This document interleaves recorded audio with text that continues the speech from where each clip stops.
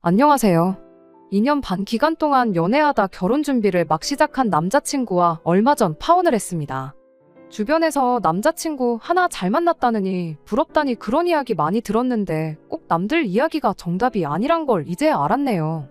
결혼이 현실이라는 말이 참 무슨 말인지 와닿는 게 연애할 때는 사소한 다툼 하나 없을 만큼 저한테 맞춰주던 사람이었는데 결혼 이야기 오가기 시작하니 요구사항이 어쩜 그리 많을 수가 있는지. 심지어 제가 집까지 해가기로 했는데 뭐 팔려가는 것도 아니고 바라는 거 전부 들어줬다간 남은 평생을 내가 아니라 이 인간 엄마를 위해 살 수도 있겠구나 싶더라고요. 그런 생각이 드니까 오히려 마음 정리하는 건 훨씬 편했어요. 여지껏 만나온 시간이 아깝긴 하지만 앞으로 내 남은 인생을 생각해보면 그 시간이 훨씬 몇 배는 더 길게 남았는데 그래서 뒤도 돌아보지 않고 파혼했습니다. 저희 부모님께서 제가 어릴 적에 이혼을 하셨어요. 저는 어머니하고 같이 살고 있고 제 위로 있는 언니는 아버지랑 같이 살고 있어요. 두 분이 성격 차이 때문에 이혼을 하게 되었던 건데 그렇다고 서로 척지고 평생 안 보고 살기로 하고 그런 건 아닙니다. 같이 붙어 계시지만 않으면 또 괜찮거든요. 이혼을 결정하게 된 건 두 자식들 앞에 매일같이 티격거리는 거 보여줘봐야 좋을 거 없겠다 생각해서 결정하셨던 거죠. 그래서 언니는 아버지가, 저는 어머니가 맡기로 정해졌던 거고요. 지금은 각자 사는 게 바빠서 볼 일이 있으면 다 같이가 아니라 따로 만나고 그러는 식이지만 저희 어릴 때만 해도 달에 한두 번씩은 정기적으로 내 가족이 다시 만나 시간 보내고 그랬습니다. 내 가족끼리 말고도 어머니와 아버지 두 분만 따로 만나실 때도 있었고요. 사업을 하시는 아버지 쪽이 회사 생활 하시는 어머니보다 벌이가 더 좋았다 보니 아버지 쪽에서 제가 언니에 비해 모자람 없이 똑같은 기회를 얻을 수 있게 금전적인 지원을 다 해주셨었어요.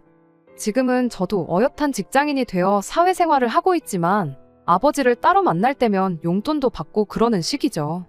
부부라는 고리가 끊어졌었을 뿐이지 저희가 가족이라는 사실에는 변함이 없었습니다. 사족이긴 하지만 이런 가족관계를 잘 이해 못하는 분들이 자주 계시기에 저희 집 같은 집도 있다 그렇게 말씀드리려고 적었네요. 아무튼 이러나 저러나 어떻게 설명을 해도 제가 이혼 가정에서 자랐다는 건 변함없는 사실이긴 합니다. 그리고 제 남자친구 또한 이혼 가정에서 자란 사람이에요. 다만 이혼 후에도 교류가 활발했던 저희 집과는 다르게 남자친구는 이혼하고 나서 아버지 얼굴을 단 한 번도 본 적이 없었답니다. 법원에서 정해준 양육비는 꼬박 늦지 않고 보내주셨다고는 하는데 사실상 그 돈은 생활비로 거의 대부분 지출이 되었다 보니 형편이 계속 어려웠다고 해요. 학교는 학자금 대출을 받아서 졸업을 했고 자취방 구할 만큼 여력도 안 돼서 매일같이 왕복 3시간 거리를 집에서 등하교를 했어야 했답니다. 졸업 후 직장이 정해지면서 회사까지 출퇴근하기엔 자가용이 있지 않는 한 대중교통으로 제 시간에 갈 방법이 없어서 결국 자취를 시작했지만 말이에요. 남자친구는 제가 이혼 가정에서 자란 데다가 어머니 밑에서 자랐다는 이야기를 듣고는 은근히 저한테 동질감을 느끼는 듯 했어요.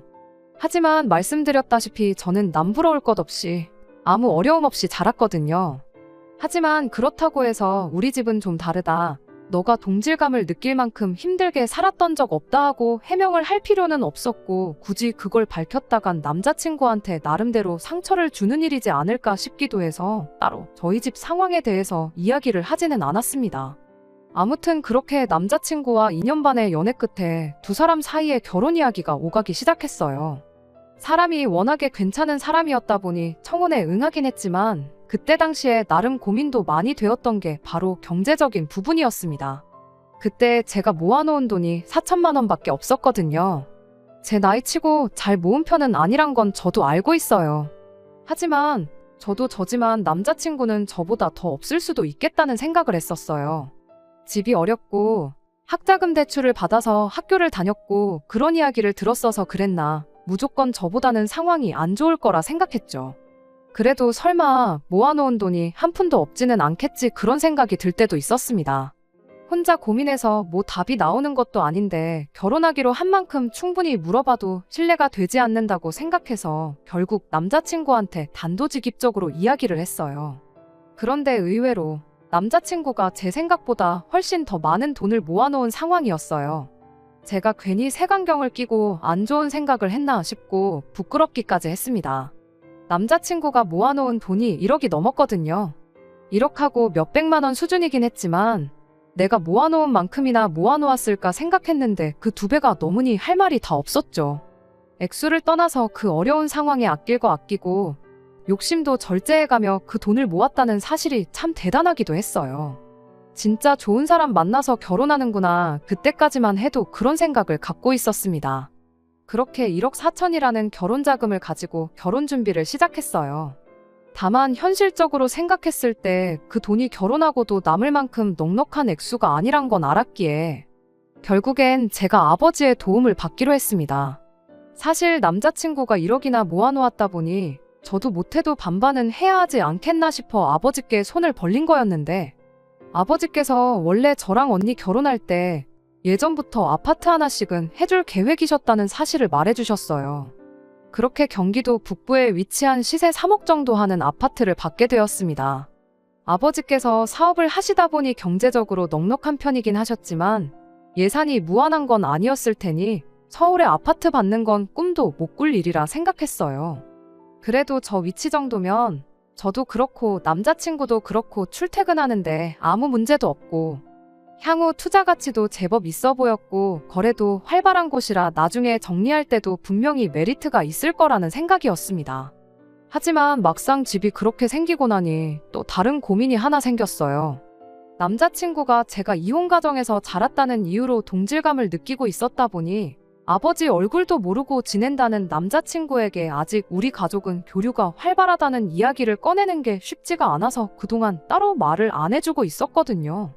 갑자기 아파트가 땅에서 솟아났다고 말하기도 그렇고 그렇다고 아버지가 해주신 집을 가지고 어머니가 해주셨다고 말하기도 모한 상황이었으니까요. 결국엔 그냥 남자친구에게 사실대로 저희 집 상황과 제가 집을 받게 된 경위까지 다 이야기해줄 수밖에 없었습니다.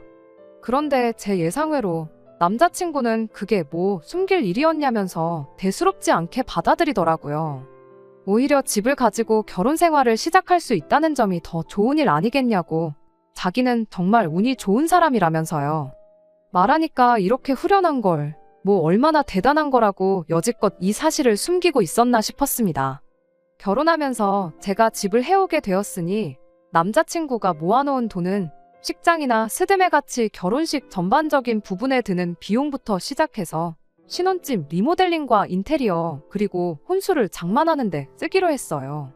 그렇게 하면 제가 낼 비용이 하나도 없는 거나 마찬가지였다 보니 제가 모아놓은 돈은 고스란히 남게 되는 상황이 되었던 거고요. 거기에 남자친구가 모아놓은 돈도 일부 1,000만 원 정도는 남겠구나 싶었습니다.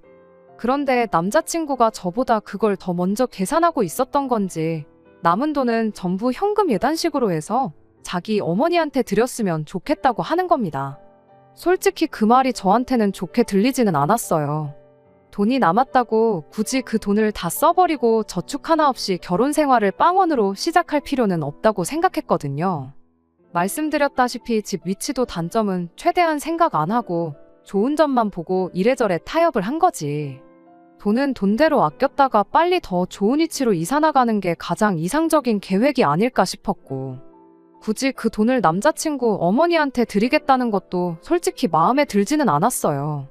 이런 일의 원칙을 따지는 것도 우습지만 상식적으로 돈을 돌려드리면 집을 해주신 저희 아버지한테 돌려드리는 게 맞는 거 아닌가 싶기도 했죠. 물론 저희 아버지가 돌려드리겠다고 해서 그 돈을 받아가실 분은 아니지만 말이에요. 그래서 이번엔 혼자서 고민하지 않고 그 자리에서 곧바로 그건 아닌 것 같다고 솔직하게 제 생각을 말했어요. 애초에 우리 돈이 남는 건 저희 아버지가 집을 해주신 덕분이지 않냐고요. 그랬더니 남자친구가 제가 정확하게 말했다고 하면서 바로 그게 문제라고 하는 겁니다. 집을 해주신 덕분에 자기가 기우는 결혼을 하게 되었는데 자기가 앞으로 저희 부모님 눈치를 보면서 살게 되겠지 않냐고 하는 거예요. 말인즉슨 기우는 결혼을 한 만큼 처가 눈치를 보면서 살게 될 텐데 두 분 다 재혼은 안 하신 상황이지만 어쨌든 엄마 쪽도 따로 있고 아빠 쪽도 따로 있는데 제가 또 가족들과 워낙에 가깝게 지내고 있기까지 하니까 자기가 친정을 챙길 일이 있으면 2번씩 챙겨야 한다는 거예요. 명절에 친정을 방문한다고 쳐도 저희 집 따로, 아버지 집 따로 가야 하고, 어버이날도 용돈 같은 걸 드려야 하는 명절도 뭐가 되었든 간에 부모님을 챙기는 일이 있으면 자기는 앞으로 무조건 2배씩 해야 되는 거 아니겠냐대요. 그런데 그런 자기에 비해 저는 앞으로 우리 엄마 한 사람만 챙기면 되는 거 아니냐고, 자기는 챙길 집이 2집인데 저는 한 집이지 않냐? 너가 봐도 이건 불공평하지 않냐고 우기는 겁니다. 그러니 결혼 준비하고 남은 돈은 자기 어머니한테 현금의 단식으로 전부 드려도 그게 아까운 게 아니라는 거예요. 자기는 돈이 2집으로 나가야 하니 2배로 들 테고, 저는 시어머니 한 분한테만 잘하면 되는 거니 결혼 전에 그 정도는 해도 된다는 논리잖아요. 듣다 보니 어이가 없어서 애초에 대리효도 같은 거 바라지도 않고 바란 적도 없다고, 각자 부모님은 여태 하던 대로 각자가 알아서 챙기면 되는 거 아니냐고 했습니다. 그렇게 하면 내가 2배로 효도해야 하고 당신은 당신 어머니 한 분한테만 하면 되는 거지 않냐고. 그럼 이제 나한테 더 불공평해진 상황이지 않냐고요. 그리고 그 논리대로라면 지금 남아있는 이 돈은 어머님한테 드릴 게 아니라 우리 부모님께 절반씩 나눠서 드려야 되는 게 맞지 않냐고 따졌죠.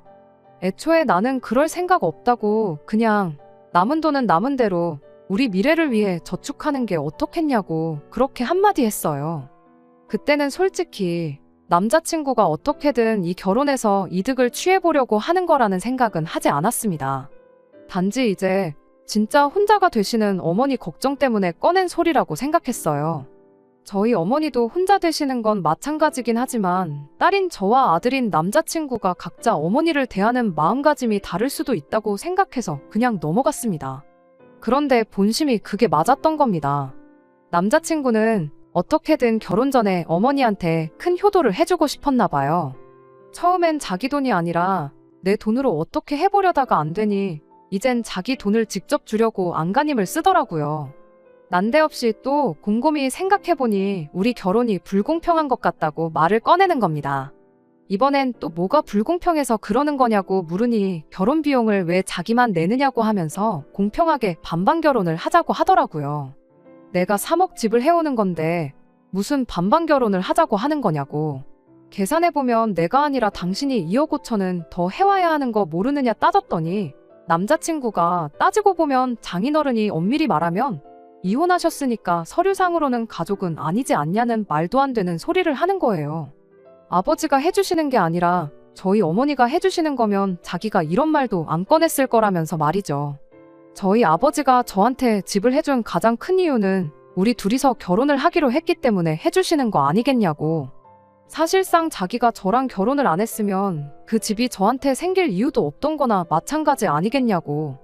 그러니까 그 집은 저희 아버지가 저를 위해서가 아니라 우리 둘을 위해서 해주시는 걸로 봐도 무방하다고, 그러니 그 집에 자기 지분도 있는 거나 마찬가지라는 말도 안 되는 논리를 펼치기 시작했어요.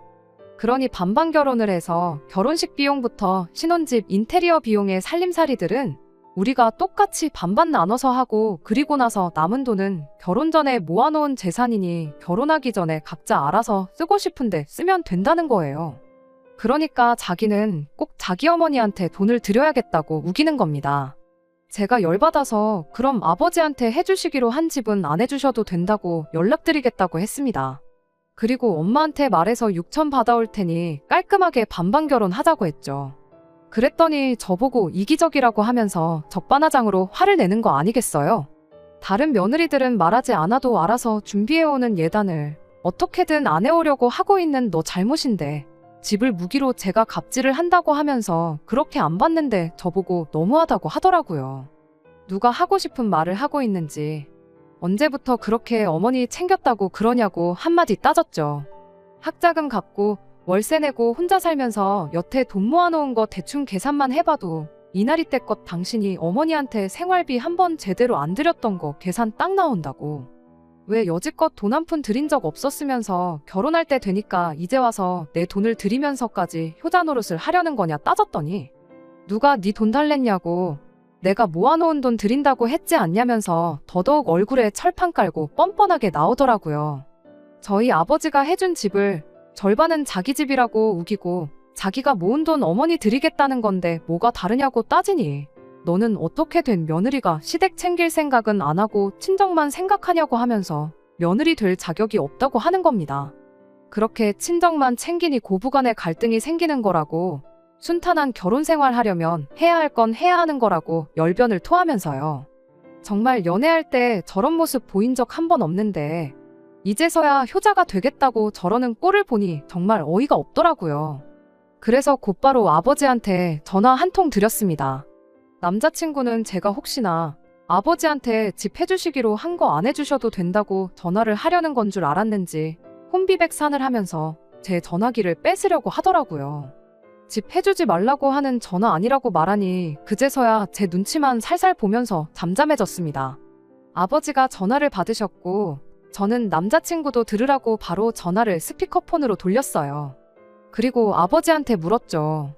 나한테 집 해주기로 했던 거, 나 결혼 안 할 수도 있는데 그래도 그냥 주실 수 있냐고요. 제 질문에 아버지는 어차피 해주려고 했던 건데 결혼을 하던 말던 아무 상관없다고 그렇게 대답을 해주셨어요. 그리고 네 엄마한테도 말해놨으니까 엄마한테 돈 좀 더 달라고 해서 경기도 말고 서울에다가 집을 구하는 게 어떻겠냐고, 오히려 예산을 더 늘려주시는 거 아니겠어요? 대충 감사하다고 말씀드리고 전화를 끊었고 저는 빤히 남자친구를 쳐다봤어요. 남자친구는 안절부절 긴장이 되는지 다리를 떨면서 애꿎은 손톱만 물어뜯기 시작했고요. 전화 끊고 남자친구한테 우리 아버지가 뭐라고 하시는지 들었지? 라고 물어봤어요. 당연한 이야기겠지만 입이 10개라도 할 말이 없었을 거예요. 아무 대답도 못하고 그저 손가락을 바꿔가며 애꿎은 손톱만 물어뜯고 있더라고요. 사실 아버지한테 집 그냥 달라고 전화할 필요도 없었고 그냥 헤어지자고 하면 되는 거였는데 남자친구 속이라도 상해서 쓸데없는 욕심 부리고 효자 노릇 하려던 거 평생을 두고 후회하라고 일부러 그렇게 했던 거였습니다.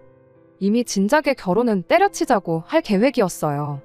어디서 남의 돈을 꽁으로 먹으려고 하냐고, 네 돈 소중하고 네 부모 소중한 거 알면 다른 사람도 똑같이 소중하지 않겠냐고 하고 자리에서 일어났어요. 마지막으로 남자친구한테 결혼은 그냥 없던 일로 할 테니 그렇게 알고, 그렇게 어머니가 소중하면 지금부터 정신 차리고 네 돈으로 효도 실컷 해드리라고 했습니다. 저는 남자친구가 저에게 좋은 남편이 되어줄 거라 믿었고 저 또한 좋은 아내가 되려고 했어요. 당연히 거기에는 남자친구가 좋은 사위가 되는 것도 포함되고 제가 좋은 며느리가 되는 것도 포함이었습니다.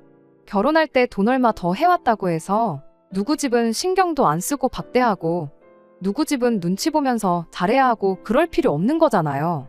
결혼이 두 사람이 만나 두 집안이 하나가 되는 거지. 돈 덜 있는 집이 돈 더 있는 집의 밑으로 들어가서 가불관계가 되는 게 아니니까요. 가만히나 있었으면 제가 알아서 며느리 도리하면서 효도했었을 거예요. 당장 결혼 준비하면서 남은 돈 5천만 원이 아니라 그 이상을 해드렸을 겁니다. 제가 하려던 며느리 도리가 그 자식 성에나 찼을런지는 모르는 일이지만 말입니다. 그렇게 생각하니 더 질질 끌지 않고 단칼에 파혼해버린 게 참 후련하고 잘한 일이라는 생각이 드네요.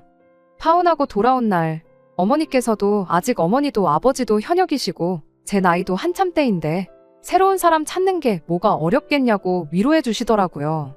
사실 위로받을 일도 아니지요. 거머리 거지 같은 자식을 미리 알고 떼어냈으니 오히려 축하할 일에 가깝지 않겠나요? 한동안은 새로운 사람 만나고 싶은 마음도 안 들 것 같아요.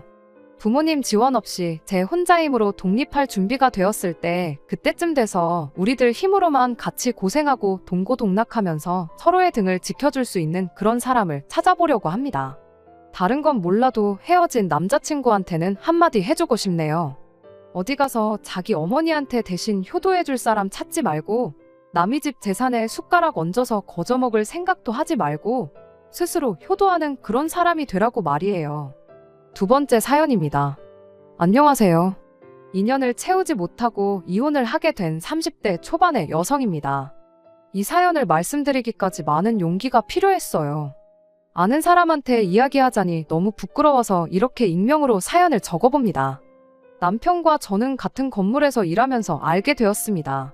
저는 2층에 위치한 학원에서 수학을 가르치고 있었고 남편은 바로 위층 보험사무실에서 팀장으로 일하고 있었습니다.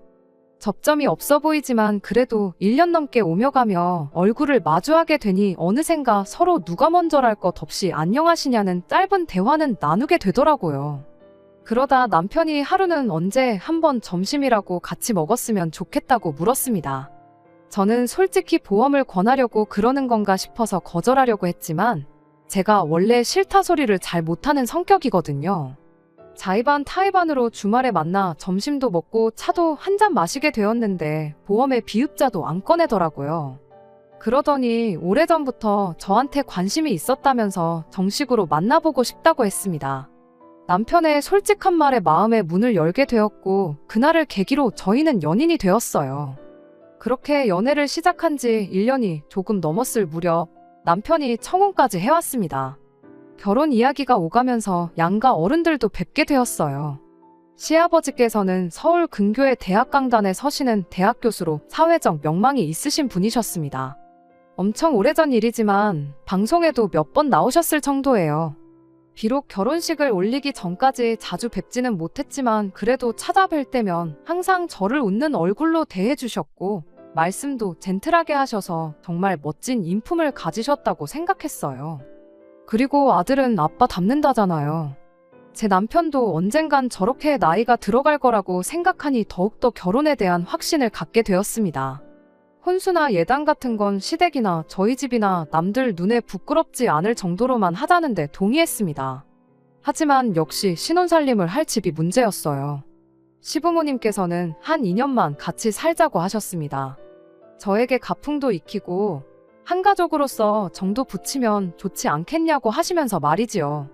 대신 2년 후에 저희가 독립을 하고 싶다고 하면 그땐 집을 사주신다고 하셨습니다. 솔직히 이때는 시아버지의 실체도 몰랐고 여러모로 손해는 아닌 것 같아서 좋다고 했습니다.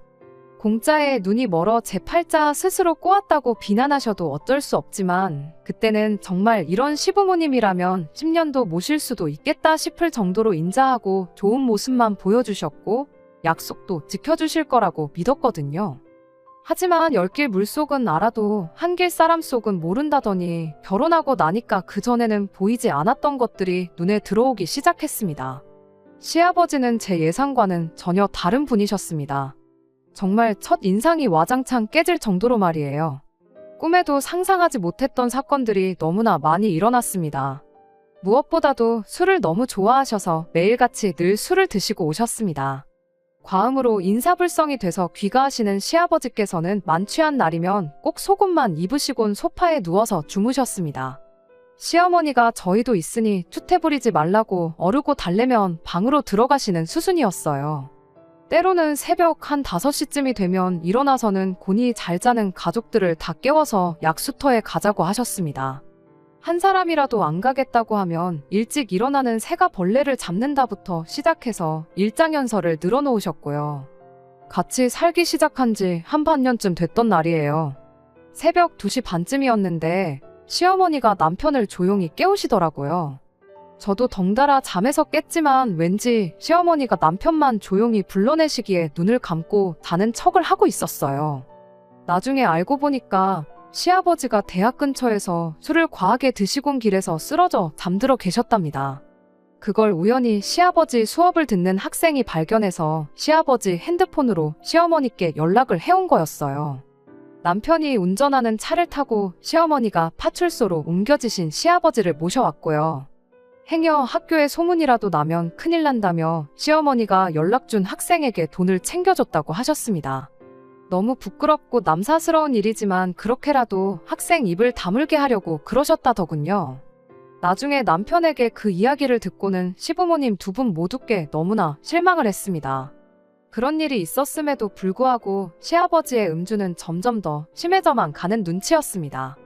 그러자 결국 하루는 시어머니께서 며느리도 같이 사는데 남사스럽다고 채통 좀 지키라며 시아버지께 소리를 지르셨습니다. 같이 사는 동안 시어머니가 시아버지께 이런저런 잔소리를 하시는 건 봤어도 큰 소리를 내시는 건 본 적이 없었기에 저나 남편이나 깜짝 놀랐습니다. 시아버지께서도 처음엔 당황하신 듯 하더니 이내 TV 옆에 있던 수석을 집어드셔서는 거실 테이블에 집어 던지셨습니다. 시어머니더러 마누라가 남편을 무시하니 술을 안 마실 수가 있냐면서요. 테이블 유리가 다 깨지면서 집안은 순식간에 난장판이 되었고요. 소리가 어찌나 컸는지 아랫집에서 무슨 일 있냐고 인터폰을 해올 정도였으니까요. 태어나서 한 번도 이런 상황을 직접 겪어본 적 없었던 저는 말 그대로 심장이 터지는 줄 알았습니다. 시아버지께서 저에게 배우라고 한 가풍이 이런 건가 어이가 없었네요. 시어머니는 주저앉아서 당신 팔자를 한탄하시면서 우시고 저는 그런 시어머니를 달래며 집을 치워야만 했습니다. 시아버지는 욕을 하며 집 밖으로 나가셨고 걱정이 된다며 남편은 시아버지 뒤를 따라 나갔고요. 놀라운 건 이런 대소동이 있었지만 그 다음날 가족 중 누구 하나 먼저 이 일을 입에 담는 사람이 없었다는 거예요. 사실 무엇보다도 시어머니와 저희 부부를 답답하게 한 건 시아버지는 다음날이 되면 아무 일도 없었다는 듯이 행동을 하신다는 점이었습니다. 처음에는 어찌나 태연하게 연기를 하시는지 정말 기억을 못하시나 기억력에 문제가 있으신 건 아닌가 싶더라고요. 결국 한 1년쯤 지났을 때 저는 남편에게 우리 제발 나가 살면 안 되냐고 물었습니다. 아프신 시아버지 병수발을 할 자신이 없다고 솔직하게 털어놓으면서 말이에요. 그러자 남편은 현실적으로 우리 둘이 맞벌이를 해서 언제 집을 살 수 있겠냐며 1년만 더 버티자고 그러더라고요. 저도 그 말에 딱히 반박을 할 수가 없어서 알겠다고 했습니다. 그리고 그때부터 마음속으로 하루하루를 새고 있었네요. 그리고 얼마 뒤 평소처럼 시아버지는 귀가하시기 전이었고 꾸벅꾸벅 졸고 계신 시어머니께 먼저 들어가 주무시라고 했어요.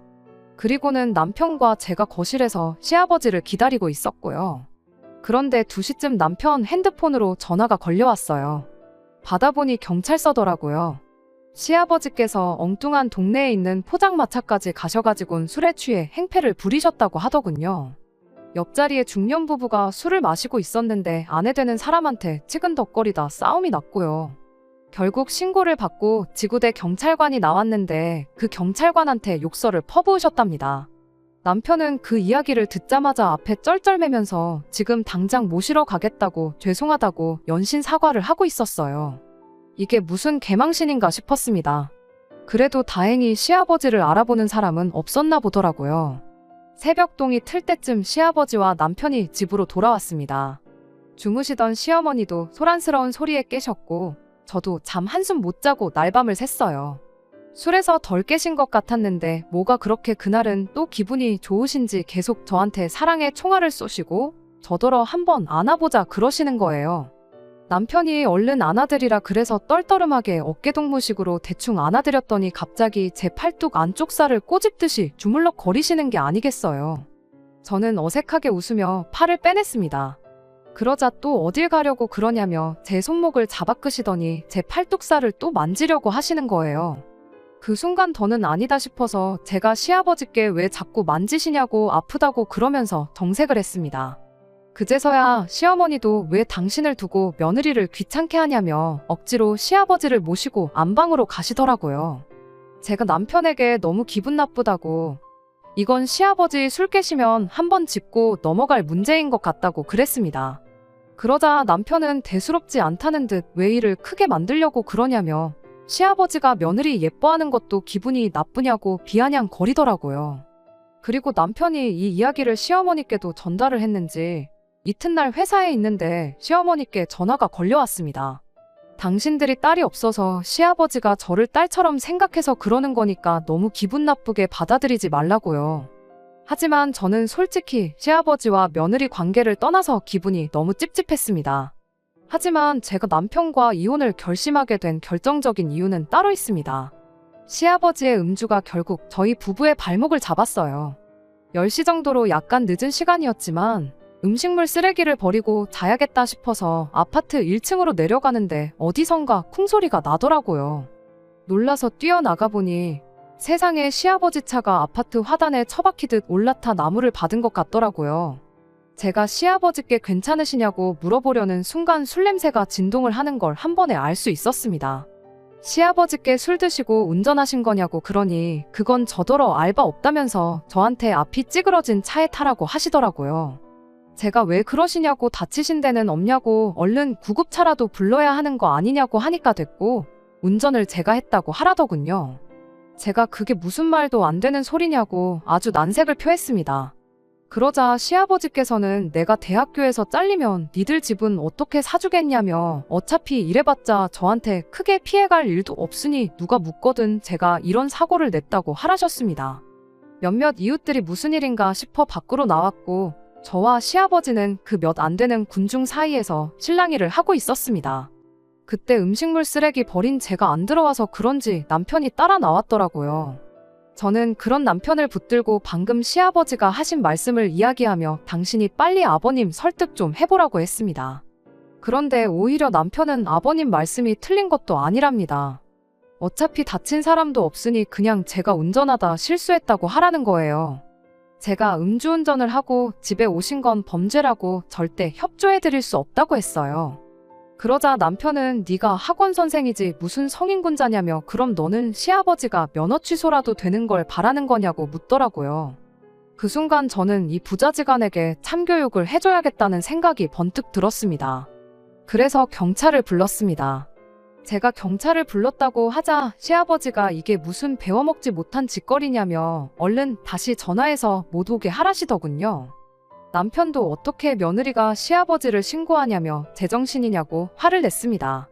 저는 남편에게 이번엔 남으로 그쳤지만 다음에는 진짜 사람이 다칠 수도 있다고 저런 분에게선 면허를 뺏는 게 모든 사람을 살리는 길이라고 설득을 했지만 남편은 들으려조차 하지 않았습니다. 급기야 남편은 먼저 저에게 이따위로 하면 이혼이라고 으름장을 놓더라고요. 그제서야 저도 정신이 들었습니다. 맨날 술 먹고 개가 되는 시아버지도 문제지만 그런 시아버지를 매번 받아주는 시어머니와 남편도 똑같은 사람들이라는 걸요. 저는 남편에게 바라던 바라고 헤어지자고 받아쳤습니다. 막말로 애도 없는데 헤어지지 못할 이유가 없었으니까요. 저는 당황한 부자를 그렇게 두고 집으로 올라와 급한 대로 제 짐을 챙겨서 나왔습니다. 시어머니는 이게 무슨 짓이냐며 아무리 그래도 그렇지 어떻게 아녀자가 기분 따라 집을 나왔다 들어갔다 하냐며 나가는 건 제 자유여도 들어오는 건 아니라고 소리를 치시더라고요. 그래서 저도 다시 들어올 일은 없을 거라고 걱정 마시라고 했습니다. 결국 시아버지는 혈중 알코올 농도가 면허 취소 수준으로 나온 데다 블랙박스에 음주운전을 한 기록까지 다 녹화가 되어 있어 결국 면허 취소에 벌금형까지 내려졌습니다. 남편은 그제서야 자기가 잘못 생각했다는 걸 알았는지 저에게 다시 한 번만 이해해달라며 싹싹 빌었지만 저는 소송을 불사해서라도 이혼할 거라고 말해줬어요. 그리고 질질 끌면 시아버지 이야기까지 다 떠벌리겠다고요. 그러자 남편도 더는 제 마음을 돌릴 수 없겠다 싶었는지 이혼에 동의해주겠다 했습니다. 대신 시아버지가 돌아가시면 다시 같이 살자는데 이건 뭐 미친 소리나 마찬가지죠. 그렇게 며칠 전 저와 남편은 마지막으로 협의 이혼을 했다는 신고서를 내고 깔끔하게 남남이 되었습니다. 이제 당분간은 술 먹는 사람은 상종도 하기 싫으네요. 시아버지는 면허 취소와 지난번 술에 취해 길에서 발견된 일까지 학교 안에 소문이 나면서 결국 강단에서 물러나셨다고 하더군요. 지금은 뭐 미움도 없고요. 그냥 시아버지가 정신 차려서 남들한테 피해나 안 끼치고 살았으면 하는 생각뿐이네요. 끝까지 들어주셔서 감사합니다. 오늘의 사연은 여기까지입니다. 구독과 좋아요, 알람 설정 부탁드리고 더 좋은 사연으로 다시 찾아뵙겠습니다. 감사합니다.